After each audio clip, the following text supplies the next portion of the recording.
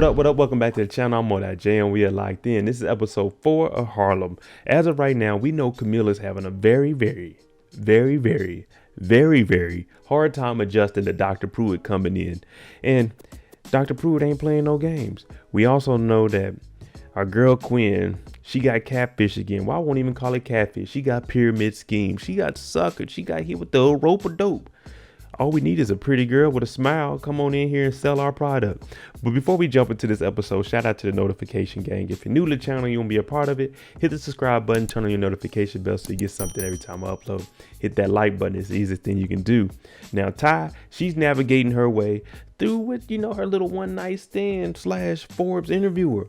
I want to see how that plays out. So let's jump into it. This is episode 4 of Harlem. We start the episode off right where we left off. Ian showing her that I'm the head chef of this restaurant. Now, what he's thinking is she found out that he's engaged, so she comes down to the restaurant and protests. Now, she didn't know anything about him being engaged up until the other night. And this is, we seen in the beginning episode that Ray's lost his lease. Now, she's talking about all these surprises keep coming. Well, I was gonna, I was gonna say that I'm the head chef when we had to open it. But they go back and forth. Neither one of them are really wrong in the situation because there's a big misunderstanding on both parts. Now that they kind of get that understanding that, this is mine and you didn't come here to protest that. He's like, so are you going to stop protesting my restaurant? She says, this isn't your restaurant. Like, dang, how you going to tell him that? Just because they put that picture up, you don't know what went on behind the scenes. And he's like, I told them to get rid of that picture. They just haven't done it. And she just discrediting this man for everything he's done. Ian, I feel sorry for you, brother, to be bombarded with all of this. His name is on the side of the building. The recipes, the names, all of it is his work. And I understand, you want to keep your community black, but sometimes you got to go get that money. And they say all money ain't good money. Well, this money is good money because it's invested in him, into his community where he can hire the people in his community. Yeah, you gotta look at the bigger picture. I keep telling you. And like you said, I'm a businessman also. If the neighbor next to me house goes in foreclosure and I got the bread, I don't give a damn. I'm about to buy it because it's foreclosed. You couldn't afford it. Ray's lost his lease. His investors, they bought it. But then he hits her with, damn, that sounds kind of hypocritical when you were a professor at Columbia and they had ties with the trade of slaves. Now that sounds complicit. You ain't stopped taking them white people checks either now, Camille. None of us do, to be honest with you. Now, Dr. Pruitt, business first. So she shows up to this protest. She wants to hear what's going on. She comes around the corner and she kind of catches the tail end of Camille and Ian arguing. And she's saying, hey, I got something that's coming up. If you want to do it, Camille, because the person that was supposed to do it canceled, their assistant canceled, my assistant's assistant canceled. So I like for you to fill in. Now, what she's doing is she's giving a black person an opportunity. She's just not going to go out and say that. So you don't feel like you have a fair, an advantage over people. That's what they do. They want you to earn it. They're still going to help you as much as they can, but you got to earn it. So she's giving Camille an opportunity to be on the panel. Camille and Quinn, they go do yoga to blow off some steam. We know Camille is going through it right now. And in her words, niggas ain't shit. You hear me? We ain't shit. Now, let me get something clear. If you're a black woman calling a black man a nigga and saying he ain't shit, you are also not shit because you're black and we are all the same. So let's just get that straight. Now, you remember Brittany that had the Titanic engagement party? I'm talking about near, far, wherever you are. Well, yeah, her fiance Phil, he cheated. And I told y'all that Titanic theme, that relationship isn't going to last. The ship has sunk. It's over. And now she's up here and she's talking about, yeah, white niggas ain't shit either. Now they back there going, nigga. Now, you know me, I don't use that terminology. YouTube, hope you don't block this. The instructor is a white lady and says, hey, we can't use that in here. And Camille even says what I said earlier. We're black. We're niggas. We can say it. So when you call a man a nigga ain't shit, if you're a black female, that means you ain't shit either. But when they leave, they get in there twerking, talking about nigga. And this is why you should have never gave them niggas money. That's where the term comes from. Ty's got to get right. She's going to her barber. Got to get the fade, you know what I'm saying? Get the sides cleaned up because we got the photo shoot coming. Now, her barber's cousin walks in and he's talking about a chick that he's smashing, talking about he doing her dirty. I'm like, yeah. But this is the barbershop. This is a safe place for men. Now, Ty's talking about, nah, that's not what a safe place is. You know, can you get him to stop talking about that? But the barbershop is where men go to be men. They talk about a lot of shit that we wouldn't normally talk about around others. Now, my only thing with Ty is you can just tune that out. I mean, the dude works there. It's going to be hard to get him to really stop talking about it. But it's also the same thing that you talked about with your girls. Now, I know this is a public environment and, you know, you should respect the customers. But at the same time, just you ain't gotta hear it. Ty gets up out of there. She had to throw on the New York fitted because she only got a part of her hair cut before she hopped up. Now she's calling people, hey, I got a big photo shoot tomorrow. I need this haircut. One of the ladies she calls says, yeah, I can do that, but you gotta watch my kids for a whole weekend. She like, Shanice, I'm not watching your damn kids for ain't no haircut worth watching no badass kids all weekend. I know my sisters, you be like, hey, can you watch the boys, my 2 nephews? I'm like, God damn. All right, I'll watch them, but jeez, I hated that. Now you remember Angie, she had that lightning bolt pop in her head when she was in the car with Emmanuel. I gotta go take this road. Now when she gets up there, she still doesn't want to be a background singer.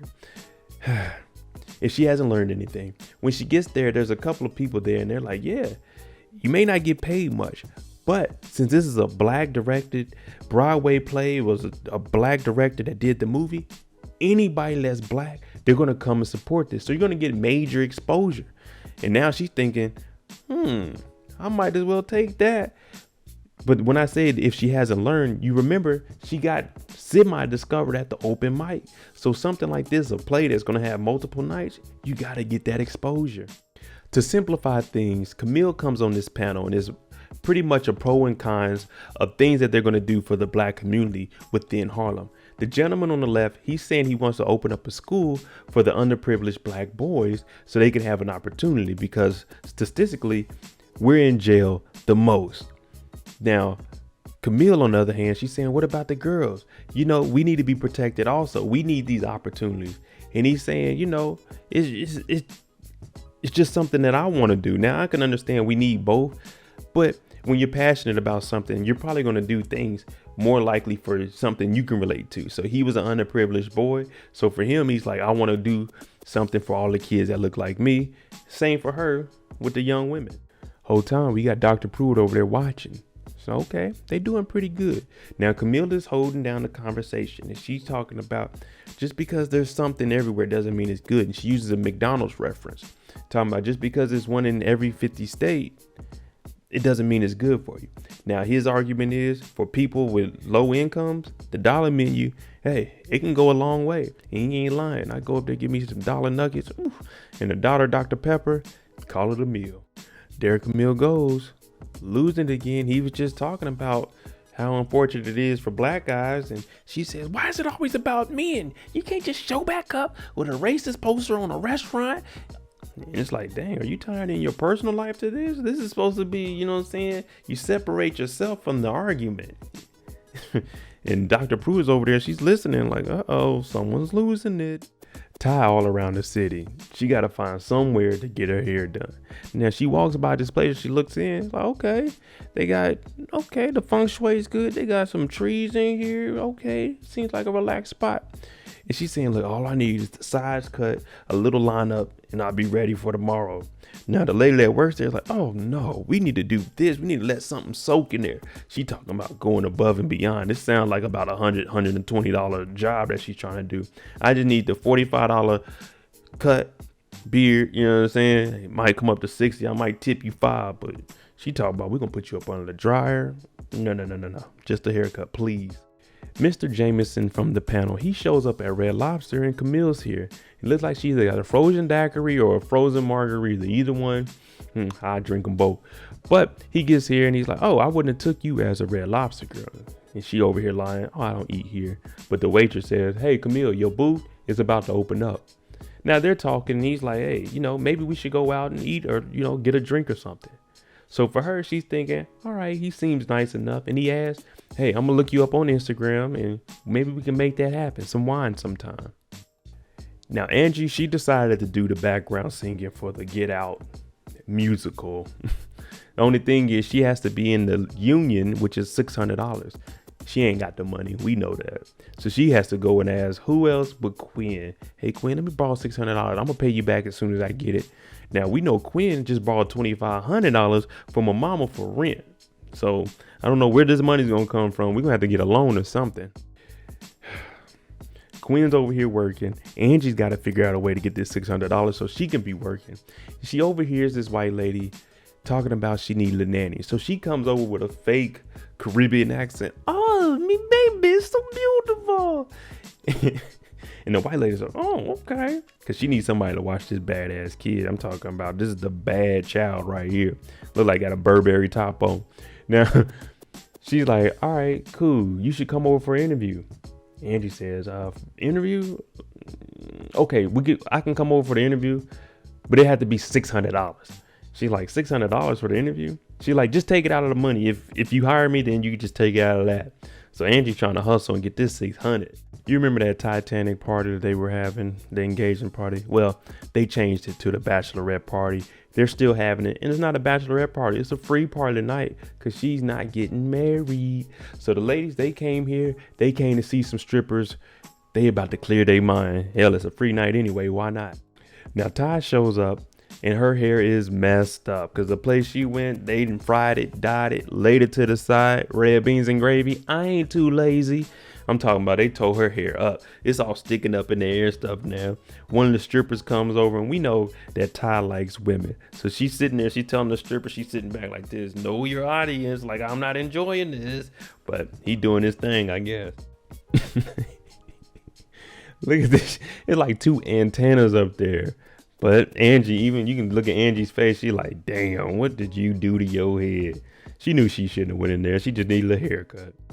All right, the main stripper comes out. Oscar de la Dick you down. I'm like, man, what the hell? Now, Camille's looking and says, he looks familiar. He looks like this guy I used to date in high school. He had an annoying cousin named Skeeter. Now, if you ain't never seen Cousin Skeeter, our boy right here, he played Bobby. Cousin Skeeter was the Muffet. Camille was Nina. So they just had to throw that reference in there if you didn't notice that. Oscar up there, he doing his thing. Quinn ran up there. He taking his pants off. He threw it. Ty over here about to pass out. She talking about it hit her mouth. Camille talking about, oh, I'm leaving. It's getting a little too serious up in here. Now look at Quinn's face. She ran up there so fast. Finally, somebody real and in person. Now she ain't got to worry about getting tricked to come to no date. She got Oscar right in front of her. So she like, I'm going to take this chance. Well, it turns out Jameson, he got her number. She ends up texting him and okay, they met up. He's like, I'm glad you hit me up, you know.